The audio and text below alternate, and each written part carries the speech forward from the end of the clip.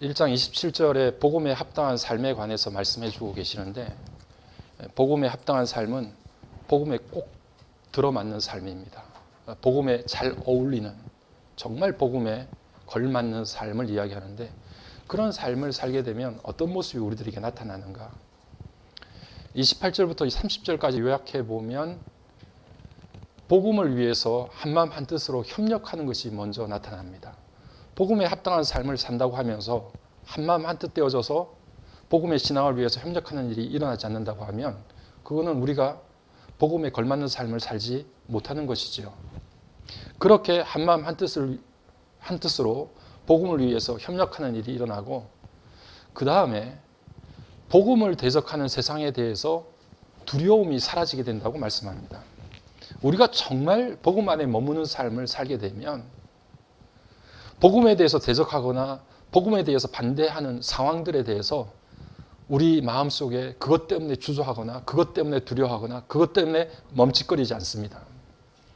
나도 모르게 내 안에서 복음이 주는 담대함이 생기게 되고 자신감이 생기게 됩니다. 그래서 결국 그런 삶은 우리가 그를 믿을 뿐 아니라 그를 위해서 고난도 받게 되는 믿음의 삶으로 이어지게 되는 거예요. 그게 복음에 합당한 삶을 사는 생활 가운데 우리에게 주는 복음의 능력입니다. 그것을 분명하게 우리에게 지난주에 말씀을 통해서 증거해 주셨어요.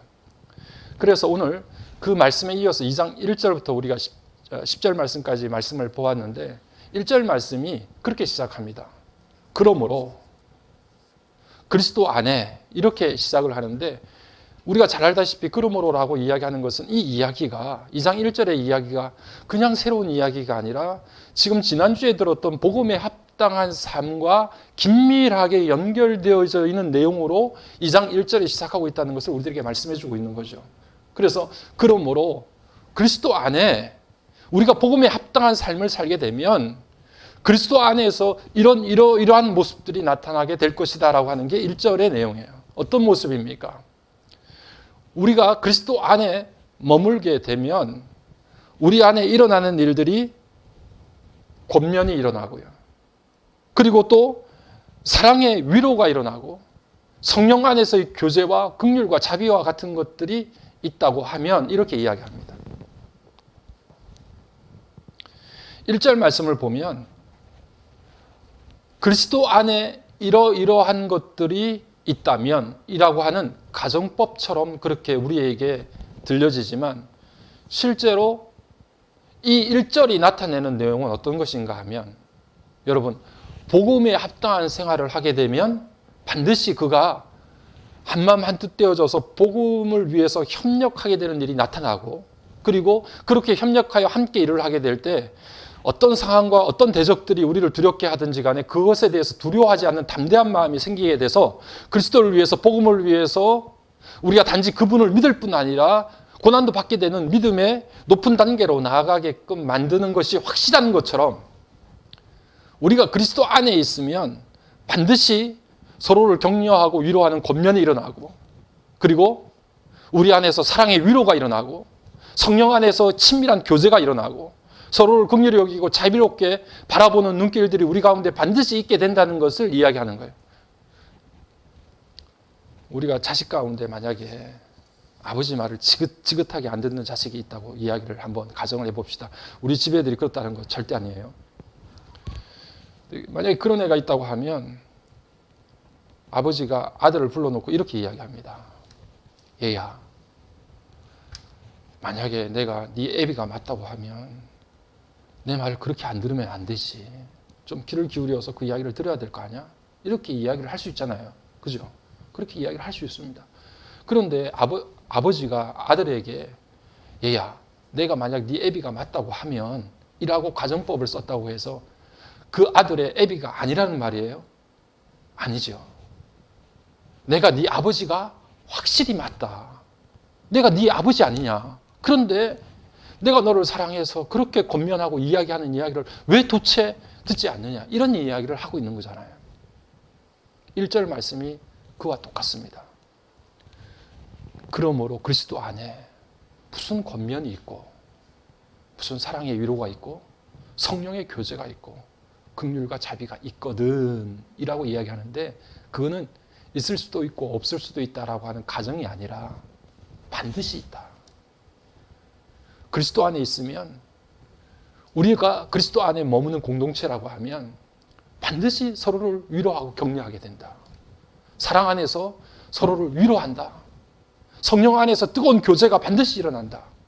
서로를 긍휼히 여기고 자비롭게 보는 눈길들이 우리 가운데 반드시 일어나게 된다라고 하는 이야기를 하는 거예요. 복음에 합당한 생활이 그런 삶들을 우리들에게 반드시 주듯이, 오늘 그리스도 안에 머무는 삶 가운데는 반드시 이런 역사가 일어납니다. 오늘 우리 다빈 공동체가, 우리가 그리스도 안에 머무는 공동체가 되어서 우리 안에 서로를 위한 권면과 위로와 격려와 성령 안에서의 뜨거운 교제와 사랑의 위로와 긍휼과 자비가 풍성한 하나님의 교회가 되어지기를 주의 이름으로 간절히 축복합니다. 반드시 있어요. 주님 안에 머물면 그 일들이 반드시 일어납니다. 제가 계속해서 거듭 강조하고 이야기 드리는 말씀은, 우리 자신이, 우리 공동체가 그리스도 안에 머무느냐 머무르지 못하느냐라고 하는 이것이 관건이고 이것이 중요한 문제이지, 주님 안에 머물기만 하면 그 주님 안에서 주시는 갖가지 아름다운 은혜와 은사들이 우리 가운데 풍성하게 우리의 삶을 적시게 되고, 그 안에서 우리 영혼이 만족을 얻게 되고 우리 공동체가 더 풍성한 결실을 맺게 되는 역사가 반드시 일어나는 거예요. 그러니까 우리의 삶 가운데 내가 주 안에 머물고 있느냐 머물고 있지 못하느냐, 이것이 가장 중요한 문제이고, 그것 때문에 우리가 온 힘과 정성을 기울여야지 다른 것에, 다른 상황과 주변의 것에 자꾸 눈을 돌리지 마라. 이게 오늘 빌립보서를 통해서 우리에게 주시는 강력한 메시지예요. 오늘 이 말씀이 빌립보서를 우리가 함께 묵상하고 함께 말씀을 살피는 동안 저와 여러분의 심령 가운데 더 깊이 잘 박히는 목과 같은 그런 말씀이 되기를 간절히 축복합니다. 그런데 그런 그리스도 안에서 그렇게 아름다운 하나님의 은혜가 우리 가운데 임하게 되면 자연히 2절 말씀으로 이어지면서 같은 뜻을 품게 되고 같은 마음을 가지게 되고 같은 생각을 가지게 되고 같은 사랑으로 그렇게 우리가 함께 하나가 되는 역사가 일어나게 돼요. 그것이 2절 말씀에서 분명하게 그렇게 기록하고 있습니다. 그리스도 안에서 그 풍성한 열매들을 맺게 되고 그 은혜들을 나누게 되는데, 우리가 각자 따로따로 다른 생각과 다른 뜻을 품을 수가 없지요. 우리 안에서 같은 마음, 같은 뜻, 같은 사랑, 한 마음을 품게 되는 것이 자연스럽게 그 가운데 이루어지게 됩니다. 오늘 그리스도 안에서 우리에게 주시는 은혜는 그렇게 하나님께서 자연스럽게 우리를 하나 될 수 있도록 만들어주시는 역사로 이어지게 돼요. 그러니까 공동체가 하나 될 수 있는 것은 그리스도 안에서밖에 없어요, 여러분. 우리가 각자 기질이 다르고 성품이 다르고 자라나는 환경과 배경이 다 다른데, 겪는 상황들이 다 다른데 우리가 어떻게 한 공동체가 한 마음 한 뜻 한 사랑 안에서 한 마음으로 그렇게 나갈 수 있어요? 그건 불가능한 일이죠. 세상 어떤 조직이 그렇게 굴러갈 수 있습니까? 안 됩니다. 그런데 우리 공동체가 유일하게 한 마음 한 뜻이 되고 같은 사랑 안에서 서로를 품을 수 있는 유일한 근거는 그리스도 안에 있을 때 이 일이 가능하다는 거예요. 그러니까 주님 안에 머물지 않으면 아무것도 이룰 수 없어요. 우리 개인도 그렇고 공동체도 그렇고. 그래서 아까도 말씀드린 것처럼 우리 개인이 그렇게 주님 안에 있는지 없는지 그것들을 가장 예민하게 점검해야 되고, 그 다음에 우리 공동체가, 우리 교회가 주님 안에 있는 교회인지, 우리가 주님 안에 머무는 공동체인지를 점검해야 돼요.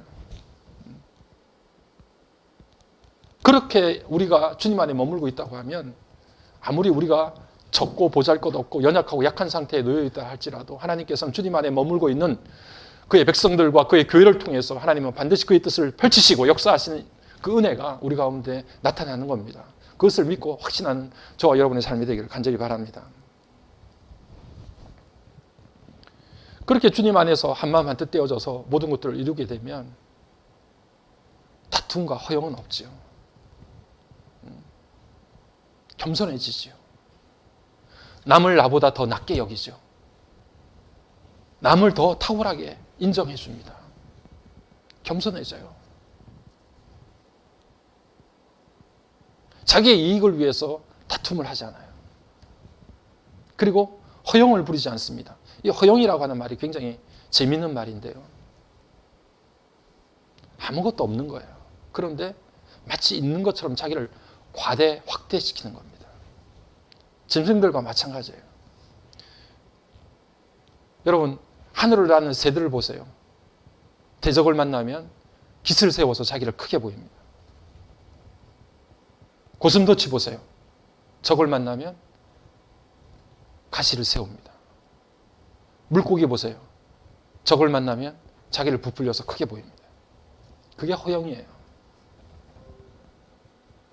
그리스도 안에 머물면 그렇게 우리를 과대하게 크게 보일 만한 이유가 아무것도 없어요.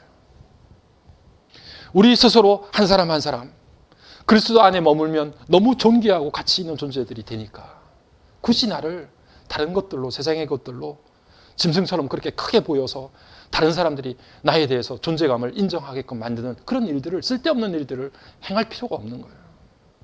주님 안에 머물면 그렇게 서로 권면하고 위로하고 교제하고 긍휼히 여기고 자비롭게 여기고 그러면서 한마음 한뜻 떼어져서 그 일들을 이룰 수 있도록 만들어줍니다. 복음에 합당한 삶을 살면 복음을 위해서 한마음 한뜻 떼어서 협력하는 일이 먼저 일어난다고 말씀을 드렸잖아요. 복음 안에 머무는 것은 다른 게 아니라 그리스도 안에 머무는 삶입니다. 복음의 핵심이 그리스도 안이에요. 그러니까 그리스도 안에 머물면 똑같은 현상이 일어납니다. 무엇입니까? 같은 마음을 품게 되고 같은 사랑 안에 머물게 되고 뜻을 같이 해서 한 마음이 되는 것. 그것이 바로 그리스도 안에서 자연스럽게 우리들 가운데 일어나게 되는 역사예요. 오늘 이 일들이 우리 가운데 계속해서 증거되고 나타나는 귀한 역사가 이루어지기를 간절히 소망합니다. 그런데 여러분, 이렇게 되는 것이 우리 안에 참 힘들고 어려워요. 만약에 이게 손쉬운 일이라고 하면 세상의 모든 교회가 그렇게 그리스도 안에서 아름다운 모습을 간직할 수 있게 되겠죠. 그런데 그게 안 되니까 이 교회를 보더라도 저 교회를 보더라도 이리저리 둘러봐도 다 시끄럽고 삐걱거리고 문제가 있고 세인들의 손가락질을 받고 하는 일들이 일어나잖아요. 그래서 바울이 오늘 본문의 5절 말씀을 통해서 그렇게 말합니다. 너희 안에 이 마음을 품으라 곧 그리스도 예수의 마음이니 라고 이야기해요. 그러니까 예수의 마음을 품는 것, 그것이 오늘 그렇게 살아갈 수 있도록 우리를 만들어주는 것이다. 오늘 본문을 읽어보니까 결국 그리스도 안에 일어나는 모든 일들, 그리스도 안에서 우리가 얻을 수 있는 것들, 그리스도 안에 머무는 것, 1절의 내용이 다른 게 아니라 그리스도의 마음을 5절에서 품는 거예요. 여러분, 그리스도 안에 머무는 게 우리가 눈에 보입니까? 확인할 수 있어요? 나타내 보여줄 수 있습니까? 분명하게 이해할 수 있는 것은 그리스도 안에 머무는 삶은 다른 것이 아니라 예수의 마음을 우리 심령 가운데 품는 삶. 그게 바로 주님 안에 머무는 삶이에요. 예수의 마음이 어떤지에 대해서 우리가 이 빌립보서 2장을 통해서 너무나 여러분들 익숙하게 잘 알고 계시잖아요.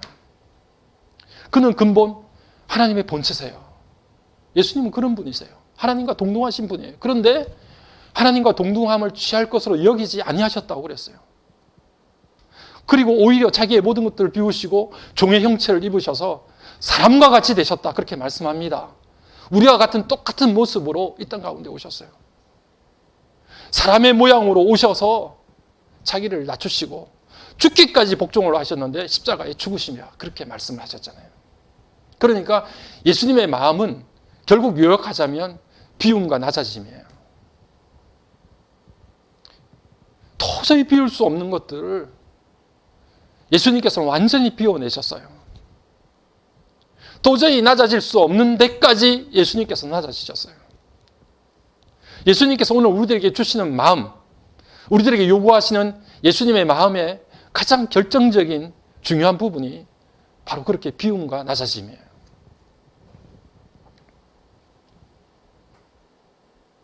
그런데 여러분, 이런 마음에 대해서 우리가 모르는 바가 아닙니다.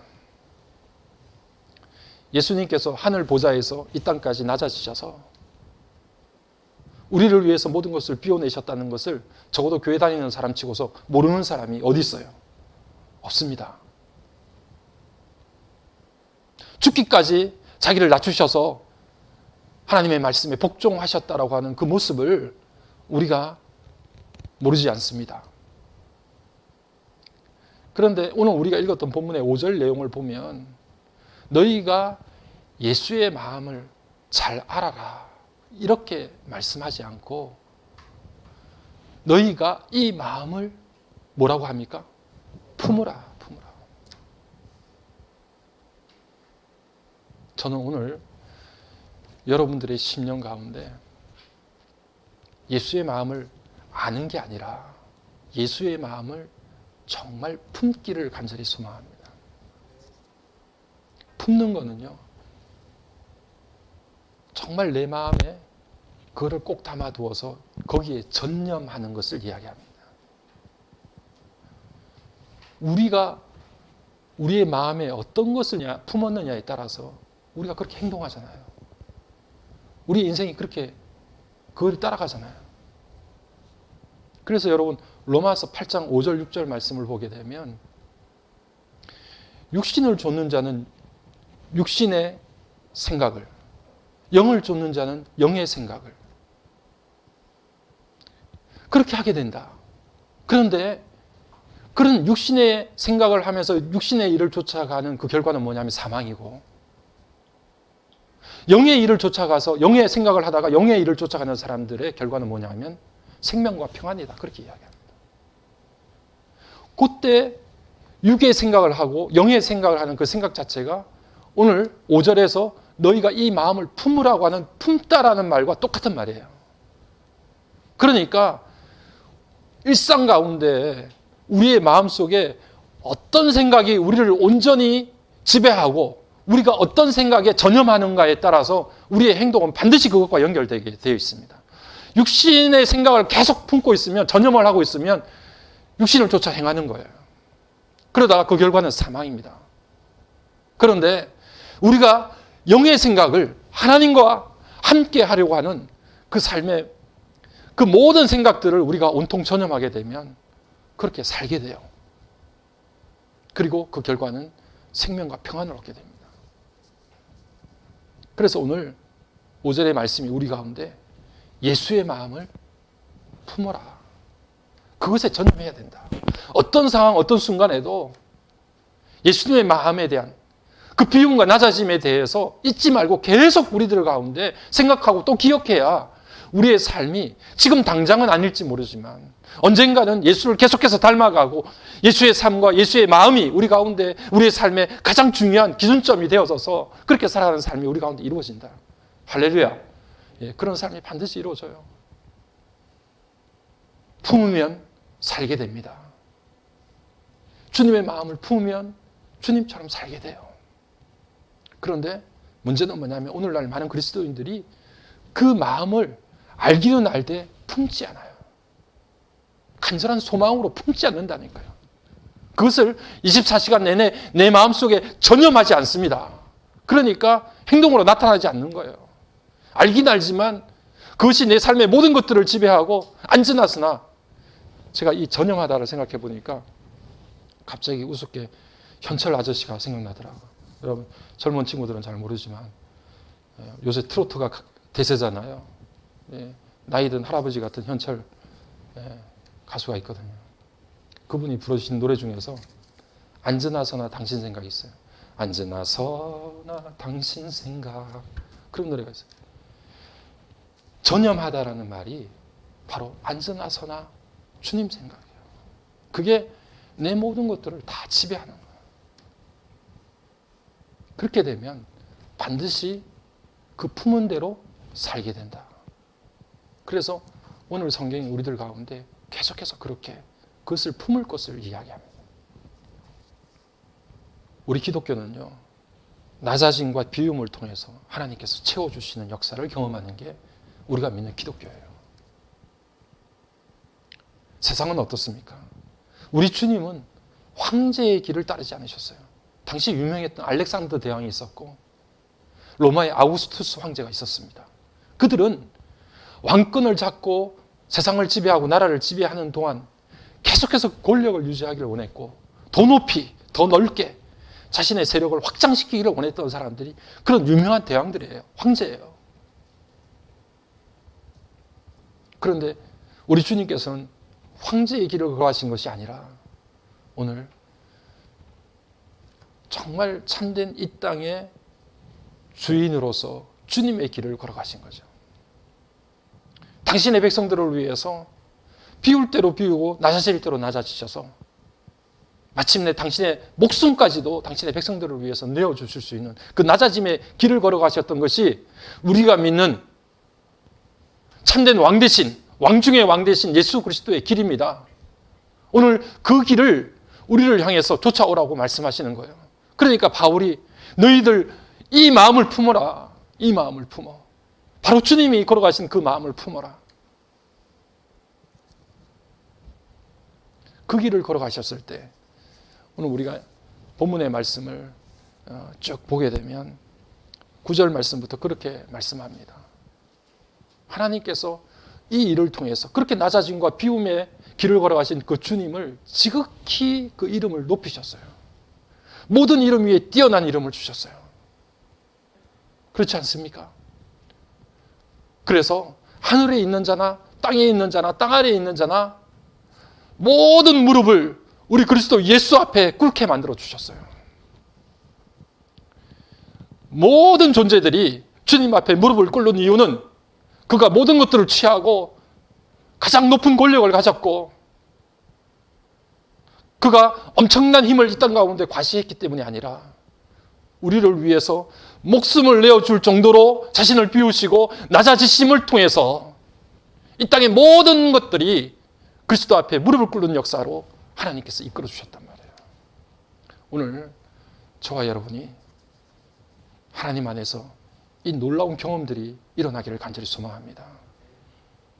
우리는 겸손으로 승리할 수 있습니다. 우리는 낮아짐으로 이길 수 있어요. 자신의 것을 비움으로 인해서 이 땅 가운데 성공할 수 있습니다. 그것을 우리 주님이 이미 우리들에게 분명하게 나타내 보여주셨어요. 사례를 보여주셨어요. 중요한 샘플을 우리들에게 가운데 보여주시면서 너희도 이 길을 걸어와라. 반드시 승리한다. 이것을 우리들에게 보여주신 거예요. 여러분, 제가 오늘 제목을 뭘로 잡을까 이런 생각을 하다가 4절 끝부분에 말씀을 보다가 나의 기쁨을 충만하게 하라. 이 구절이 눈에 쏙 들어왔어요. 너희들 정말 그리스도 안에 있어서 그리스도 안에서 주어지는 그 놀라운 은혜와 평강을 긍휼과 자비를 함께 나누고 그래서 한마음 한뜻 되고 하나의 사랑 안에서 그렇게 살아갈 때 내 마음에 기쁨이 충만하다. 바울이 빌립보 교회를 향해서 말하는데 이것은 바울의 마음만을 뜻하는 게 아니에요. 그리스도 안에서 우리가 누릴 수 있는 큰 기쁨과 즐거움을 누리고 우리가 한마음 한뜻 떼어져서 하나의 공동체로 하나님 앞에 영광과 찬송을 올려드리는 그 상황이 되게 되면 바울의 마음만이 기쁨으로 충만한 게 아니라 오늘 그것을 바라보시는 우리 주님의 마음이 참된 기쁨으로 가득 차게 될 것이다 라고 하는 것을 바울이 자신의 마음을 견주어서 그렇게 이야기하고 고백하고 있는 것입니다. 우리 주님께서 정말 우리에게 가장 원하시는 것은 무엇일까요? 우리가 이 땅 가운데 살아가면서 엄청난 일들을 만들어내야 될까요? 사람들이 입이 쩍 벌어질 만큼 큰 역사들을 우리가 일구어야 될까요? 그것을 하나님께서 기뻐하실까요? 정말 하나님께서 우리를 통해서 기뻐하시는 일은 우리가 주님의 마음을 닮아가는 것입니다. 주님이 이 땅 위에 사셨던 그 삶의 자리를, 삶의 자국을 따라가는 것입니다.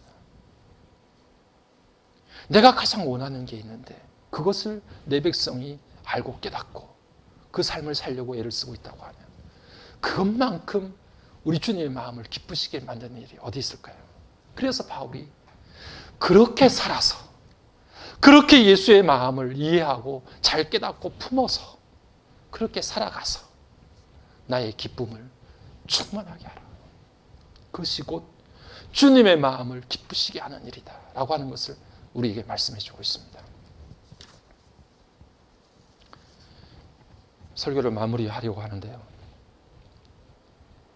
우리가 빌립보서 1장서부터 계속해서 말씀을 보면서 빌립보 교회가 당시 1세기에 교회들이 다 그러했듯이 하나님을 믿고 예수를 따른다는 일이 결단코 쉽지 않았는데, 특별히 빌립보 도시가 예수 믿기가 쉽지 않은 도시였다라고 하는 것을 계속해서 전해 들었습니다. 예수 믿는다는 것을 떳떳하게 내세울 수도 없었고, 그리고 또 예수 믿는다는 것이 드러나게 되면 여러 가지 불이익을 겪을 수밖에 없었던 것이 황제를 섬기고 로마를 바라보고 있던 빌립보 도시의 분위기였고 그런 상황이었습니다. 그런 상황 가운데 오늘 바울이 빌립보 교회 교인들을 향해서 이야기하기를 예수의 마음을 품자, 너희 안에 이 마음을 품으라 라고 말씀합니다. 이 말씀은 1세기의 빌립보 교회를 향해서 단지 말씀하고 있는 그 말씀이 아니라, 그것에 그치는 것이 아니라 오늘 여전히 기독교가 냉대받고 천대받고 사람들에게 손가락질 당하고, 특별히 코로나 시대를 지나가면서 교회가 모자래 라고 하면서 사람들에게 그렇게 비아냥거림을 받는 이 시대에도 동일하게 우리들에게 말씀하고 계시는 말씀이에요. 바울은 우리들에게 말씀합니다. 너희들 마음속에 이 마음을 품어라. 오늘 이 어렵고 힘든 상황들을 이겨낼 수 있는 것이 다른 것이 아니라 예수의 마음으로 우리가 돌아가는 것입니다. 주님의 마음으로 다시 우리가 복귀하는 것입니다. 우리 개인과 우리 공동체가, 교회가 다시 예수의 마음을 마음속에 간직하고 품는 것입니다.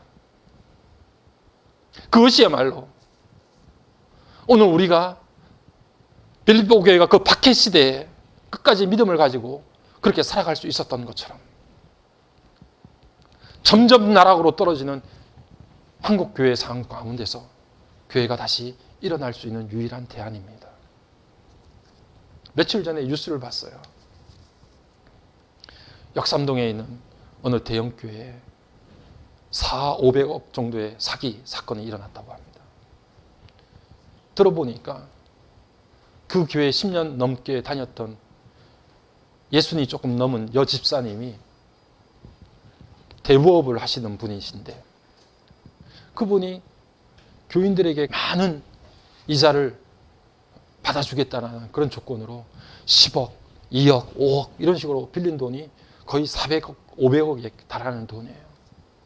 그런데 지난 6월부터는 아예 돈 10원도 안 주고 원금도 안 주고 그런 상황이 이어지면서 고소사건이 이제 일어나게 된 거죠.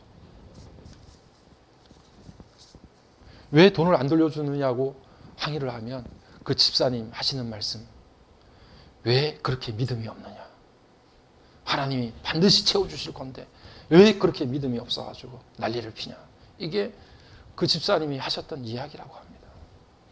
여러분, 이 이야기를 만약에 그냥 지상파 뉴스에 그렇게 보도가 됐는데 그 이야기를 세상이 들으면 제정신 아닌 사람이라고 취급하지 않겠어요? 다들 그렇게 생각하지 않겠어요? 교회는 점점 냉대를 받고 홀대를 받습니다. 100년 전만 넘어가더라도 의료, 문화 모든 부분에서 교회가 이 땅 가운데 했던 일들이 너무 많습니다. 10월 9일이면 한글날이라고 하는데 사실 한글이 제대로 발전되고 보존될 수 있도록 만드는 것도 기독교의 역할이 굉장히 컸어요. 왜냐하면 초기에 선교사들이 와서 출판업을, 문서 선교를 하느라고 출판을 하면서 한글을 굉장히 많이 정리를 해냈어요. 그래서 오늘날 한글이 이렇게 잘 전달되어지고 사람들에게 익숙하게 됐던 것도 초기 선교사들에 의해서 기독교가 했던 그 한글 교육과 출판 사업, 그런 것들을 통해서도 이 땅 가운데 많은 일들을 감당했어요. 그럼에도 불구하고 오늘날 교회가 이렇게 힘든 상황들을 겪게 됩니다. 이런 상황 가운데 바울은 여전히 우리들에게 말씀합니다. 너희 안에 이 마음을 품으라. 그리스도 예수의 마음이니. 여러분, 그 마음 품고 가면 오늘 우리 가운데 예수의 본질이 회복되면 주님이 가장 기뻐하실 뿐 아니라 우리가 이 땅 가운데 다시 교회를 재건해낼 수 있는 유일한 대안이 됩니다. 오늘 그 은혜가 저와 여러분의 심령 가운데 함께하기를 주님의 이름으로 간절히 축복합니다.